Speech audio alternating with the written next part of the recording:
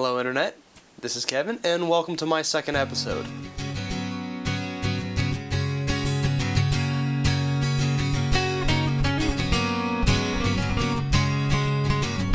So over the time since I filmed my last episode, I began to get really anxious about moving forward on this project, so I had to back away and kind of clear my head and do a little mental reset.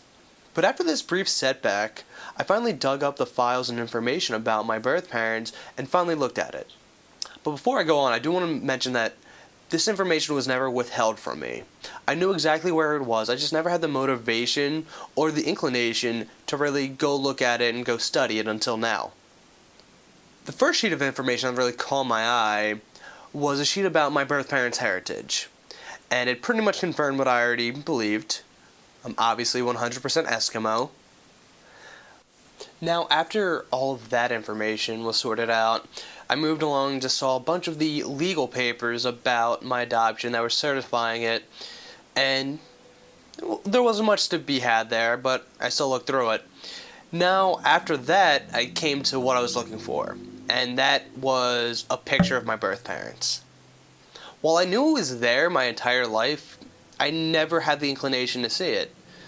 Until now. And when I did see it, my first instinct was, they look like me. And of course they do, why wouldn't they?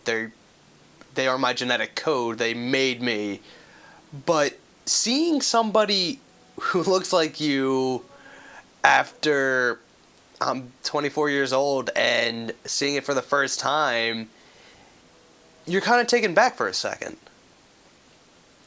But even though I was kind of taken back at this, it also kind of revitalized me. It kind of made me want to do this even more. I can't explain exactly why I had this feeling, but all of a sudden, I started seeing my birth parents, kind of as people, no longer as faceless entities that conceived me. And from that, a sense of joy came over me, a sense of calmness.